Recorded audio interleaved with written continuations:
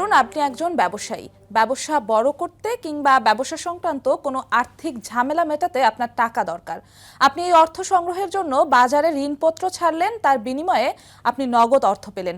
এর মাঝে চুক্তি থাকলো, সেই অর্থ দিয়ে আপনার লাভ হোক বা না হোক, চুক্তি অনুযায়ী নির্দিষ্ট হারে সুদ বা কুপন ফেরত দিবেন যার থেকে অর্থ সংগ্রহ করেছেন তাকে। হতে পারে আপনি 5,000 টাকার একটি ঋণপত্র কিনলেন এই চুক্তিতে যে 5 বছর পর এই টাকা ফেরত নেবেন এবং মাসে মাসে নির্দিষ্ট অঙ্কের একটি সুদও নেবেন। এই যে ঋণপত্রটির কথা বললাম, এর নাম বন্ড। হামেশাই বন্ডের নাম শোনা যায়। যুক্তরাষ্ট্র, চীনের মতো বিশ্বের বিভিন্ন অর্থনৈতিকভাবে শক্তিশালী দেশে বন্ডের ব্যবহার বেশ জনপ্রিয়। বন্ডের বাজারে বাংলাদেশ এখনো শিক্ষানবিশ বলা যায়। বন্ড কি, কিভাবে কাজ করে, কতটা নিরাপদ, বন্ড সংক্রান্ত নানান প্রশ্নের উত্তর নিয়েই আজকের টাকা আনা পাই। সঙ্গে আছি আমি জিন্নাতারা যশোয়া।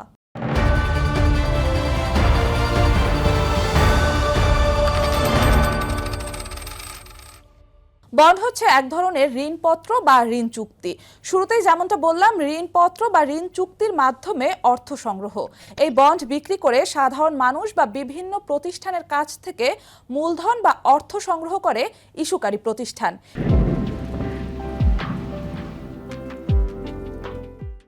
এই অর্থের দরকার কোনো প্রতিষ্ঠানের হতে পারে, আবার খোদ সরকারেরও হতে পারে।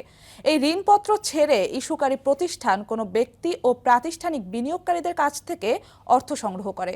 স্টক এক্সচেঞ্জে তালিকাভুক্ত অথবা তালিকা বহির্ভূত কোনো কোম্পানি পুঁজিবাজার নিয়ন্ত্রক সংস্থা বিএসইসির অনুমোদন নিয়ে বাজারে ঋণপত্র ছেড়ে তার বিপরীতে অর্থ সংগ্রহ করতে পারে।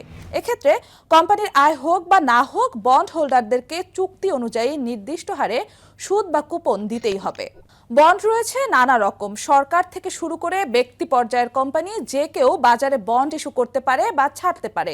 সাধারণভাবে আমাদের দেশে বন্ড দুইভাবে পরিচিত: ট্রেজারি বন্ড এবং কর্পোরেট বন্ড। কর্পোরেট বন্ডের মধ্যে আবার দুটি ভাগ রয়েছে। এর একটি ইসলামী শরিয়া ভিত্তিক বন্ড বর্তমানে, যা দেশে সুকুক বন্ড হিসেবে পরিচিত, আর অন্যটি কনভেনশনাল বন্ড। কনভেনশনাল বন্ড আবার কয়েক ধরনের। ট্রেজারি বন্ড সাধারণত সরকারের পক্ষ থেকে ছেড়ে মানুষের কাছ থেকে অর্থ সংগ্রহ করা হয়। সরকারের হয়ে ট্রেজারি বন্ড ইস্যু করে বাংলাদেশ ব্যাংক। সাধারণত ট্রেজারি বন্ড বিভিন্ন মেয়াদি হয়ে থাকে, যেমন 2 বছর, 5 বছর, 10 বছর, 15 বছর এবং 20 বছর মেয়াদি। সবচেয়ে পরিচিত কুপন নির্ভর বন্ড। কুপন নির্ভর বন্ড হচ্ছে এমন বন্ড যার বিপরীতে মুনাফা বা সুদ নির্দিষ্ট করে কুপন ইস্যু করা হয়। এ ধরনের বন্ড আবার দুই রকমের: পারপিচুয়াল বা স্থায়ী বন্ড, অন্যটি মেয়াদি বন্ড। পারপিচুয়াল বন্ডের কোনো মেয়াদ থাকে না, আর মেয়াদি বন্ড নির্ধারিত মেয়াদ শেষে বাতিল হয়ে যায়। অন্যদিকে আলোচিত বা পরিচিত জিরো কুপন বন্ডও একটি মেয়াদি বন্ড, যা নির্দিষ্ট মেয়াদের জন্য ছাড়া হয়। পারপিচুয়াল বন্ডে কুপন বা সুদের যে হার নির্ধারিত থাকে, বিনিয়োগকারীরা সে অনুযায়ী সুদ লাভ করতে পারে। আর জিরো কুপন বন্ডে কোনো সুদ নির্ধারিত থাকে না। এ বন্ড বিক্রি হয় সাধারণত ডিসকাউন্টে বা সাশ্রয়ী দামে। যে ডিসকাউন্টে এই বন্ড বিক্রি হয় তাই মূলত বন্ড যে কিনছেন তার মুনাফা বা লাভ। যেমন 20 বছর মেয়াদি 1 লাখ টাকার কুপন কিনলেন 80,000 টাকায়। এই 20,000 টাকা আপনার লাভ, আর 20 বছর পর আপনি 1 লাখ টাকাই ফেরত পাচ্ছেন। বন্ড কি, এর প্রচলিত প্রকার না হয় বুঝলাম, বন্ড কেনা বেচার প্রক্রিয়া তাহলে কি? প্রথমে ট্রেজারি বন্ডের কথা বলি। যেহেতু এই বন্ড সরকারের পক্ষে বাংলাদেশ ব্যাংক ইস্যু করে, ব্যাংক বা পুঁজিবাজার থেকে ট্রেজারি বন্ড কেনা যায়, তবে সব ব্যাংক ট্রেজারি বন্ড বিক্রি করে না। শুধু বাংলাদেশ ব্যাংক নিয়োজিত ডিলার ব্যাংকই ট্রেজারি বন্ড বিক্রি করে।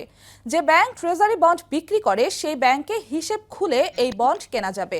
আর শেয়ার বাজারের মাধ্যমে বন্ড কেনার ক্ষেত্রে বেনিফিশিয়ারি ওনার্স বা বিও হিসাব থাকতে হবে। সরকারের বাইরে বিভিন্ন ব্যাংক, আর্থিক প্রতিষ্ঠান বা কোম্পানি যে বন্ড ইস্যু করে তার অনুমোদন দেয় পুঁজিবাজার নিয়ন্ত্রক সংস্থা Bangladesh securities and exchange commission বা বিএসইসি। তবে ব্যাংক ও আর্থিক প্রতিষ্ঠানের বন্ড ছাড়ার ক্ষেত্রে বাংলাদেশ ব্যাংকেরও অনুমতির দরকার হয়। কোনো বন্ড শেয়ার বাজারে তালিকাভুক্ত হয়ে লেনদেন হয়, আবার কিছু বন্ড কেনাবেচা হয় প্রাইভেট প্লেসমেন্টের মাধ্যমে। বন্ড আনুষ্ঠানিক ঘোষণা দিয়েই বাজারে ছাড়া হয়। সাধারণত সব বন্ড সবাই কিনতে পারে না।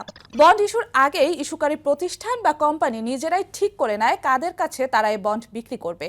সেই অনুযায়ী সংশ্লিষ্ট নিয়ন্ত্রক সংস্থার কাছ থেকে বন্ডের অনুমোদন নেওয়া হয়। যে কোনো ব্যক্তি থেকে শুরু করে প্রতিষ্ঠান বিভিন্ন ধরনের বন্ডে বিনিয়োগ করেছেন। ব্যাংকের আমানত বা ডিপোজিট রেখে যে সুদ পাওয়া যায় সাধারণত বন্ডের মুনাফা বা সুদ তার চেয়ে কিছুটা বেশি দেওয়া হয়, আবার নিরাপত্তাও আছে। এ কারণে বন্ড এখন বিনিয়োগের জন্য আকর্ষণীয় পণ্য হিসেবে দেখা হচ্ছে। অনেক সময় বন্ড বা শেয়ারের ধারণাকে অনেকেই মিলিয়ে ফেলেন এবং বন্ডকে ঝুঁকিপূর্ণ মনে করেন। বিষয় দুটি একদমই এক নয়। শেয়ার হচ্ছে কোম্পানির মালিকানার অংশ এবং বন্ড হচ্ছে ঋণ চুক্তি। যখন আপনি কোনো কোম্পানির শেয়ার কিনবেন, সেই কোম্পানি যদি লাভ করে তবেই শেয়ার হোল্ডাররা লাভ পাবেন, লস হলে কিছুই পাবেন না। কিন্তু বন্ডের ক্ষেত্রে লাভ হোক বা লস, বন্ড হোল্ডারকে চুক্তি অনুযায়ী সুদ দিতে হবে। এমনকি বন্ডের একটি নির্দিষ্ট মেয়াদ রয়েছে, মেয়াদ শেষ হলে যারা বন্ড কিনেছেন ঋণকৃত সম্পূর্ণ টাকা ফেরত পাবেন, যা শেয়ার হোল্ডারদের ক্ষেত্রে কখনোই সম্ভব নয়। আবার কোম্পানির শেয়ার কিনলে লস হলে যেমন পুরো লস, লাভ হলে অনেক বেশি আয় হওয়ার সম্ভাবনা থাকে। কিন্তু বন্ডের ক্ষেত্রে আয় নির্দিষ্ট এবং সীমিত। তবে নিরাপত্তার দিক থেকে বন্ড অনেকটাই এগিয়ে। সাধারণ শেয়ার যে কোনো সময় বিক্রি করা যায়, কিন্তু বন্ড যে কোনো সময় বিক্রি করা যায় না, কারণ বাংলাদেশে বন্ড মার্কেট খুব বেশি পরিচিত না। ওয়ার্ল্ড ইকোনমিক ফোরামের 2023 সালে দেওয়া তথ্য মতে বৈশ্বিক বন্ডের বাজার $133 ট্রিলিয়ন। বিশ্বের 55% বন্ডের বাজারই চীন এবং যুক্তরাষ্ট্রের দখলে। সর্বোচ্চ বন্ড মার্কেট যুক্তরাষ্ট্রের। $51 ট্রিলিয়ন বন্ড রয়েছে দেশটির, যা পুরো বন্ড বাজারের 39% এবং 16% নিয়ে দ্বিতীয় সর্বোচ্চ অবস্থানে চীন, পরিমাণে প্রায় $21 ট্রিলিয়ন। 8% জায়গা নিয়ে তৃতীয় অবস্থানে থাকা জাপানের রয়েছে $11 ট্রিলিয়ন বন্ড।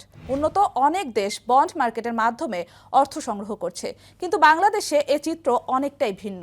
দুর্বল বন্ড মার্কেটের কারণে ব্যাংকগুলো আমানত ছাড়া অন্য কোনো উৎস থেকে অর্থ সংগ্রহ করতে পারছে না। বন্ড ব্যবস্থার দুর্বলতার কারণে কর্পোরেট সেক্টর পুরোপুরি ব্যাংকিং ব্যবস্থার উপর নির্ভরশীল হয়ে পড়েছে। এতে ব্যাংক খাতের উপর চাপ বাড়ছে। অন্যদিকে শেয়ার বাজারে তালিকাভুক্ত ট্রেজারি বন্ডগুলো বছরের পর বছর পড়ে থাকলেও নিয়মিত লেনদেন হচ্ছে না।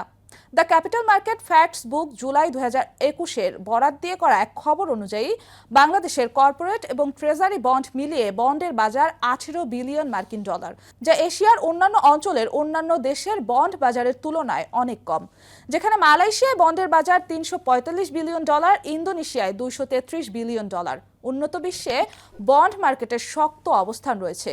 বড় প্রকল্পে অর্থায়নে অনেক দেশের সরকারও বন্ড ছাড়ে, যার কারণে ব্যাংকগুলোর ওপর নির্ভর করতে হয় না।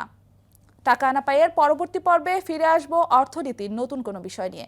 ততদিন পর্যন্ত ভালো থাকুন, সুস্থ থাকুন, সঙ্গে থাকুন সময়ের।